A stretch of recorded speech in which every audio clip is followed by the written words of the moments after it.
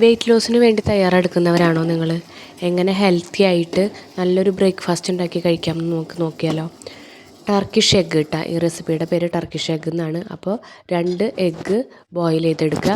3 minute അതിൽ കൂടുതൽ boil ചെയ്തെടുക്കരുത്.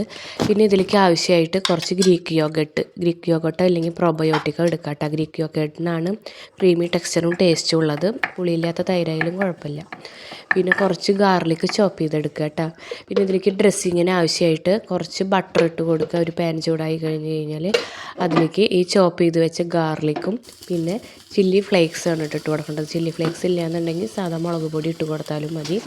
പിന്നെ കുറച്ച് ഉപ്പും ഇത്രയും കൂടി ജസ്റ്റ് ഒന്ന് ചൂടാക്കി എടുത്തിട്ട് നമ്മുടെ ഈ ഗ്രീക്ക് യോഗട്ടും ബോയിൽ ചെയ്ത എഗ്ഗും കൂടി വെച്ചിട്ടുള്ള ആ മിക്സിലേക്ക് ഈ ഒരു കോട്ടിങ് ഇട്ട് കൊടുത്തിട്ട് ഈ ഡ്രസ്സിങ്ങും ഈ എഗ്ഗും ഗ്രീക്ക് യോഗട്ടും കൂടിയിട്ട് നന്നായി മിക്സ് ചെയ്തെടുക്കുക കേട്ടോ. അപ്പോൾ ഇതേ 3 മിനിറ്റ് എന്ന് പറഞ്ഞില്ലേ എഗ്ഗ് ബോയിൽ ചെയ്തെടുക്കുക. അപ്പോൾ ഇതേ ഈ ഒരു ടെക്സ്ചറിൽ കിട്ടും കേട്ടോ. എന്നിട്ട് കഴിക്കുക. ഹെൽത്തി ബ്രേക്ക്ഫാസ്റ്റാണ് കേട്ടോ. സൂപ്പറാണ്. അപ്പോൾ എല്ലാവരും ട്രൈ ചെയ്ത് നോക്കിക്കോളൂ.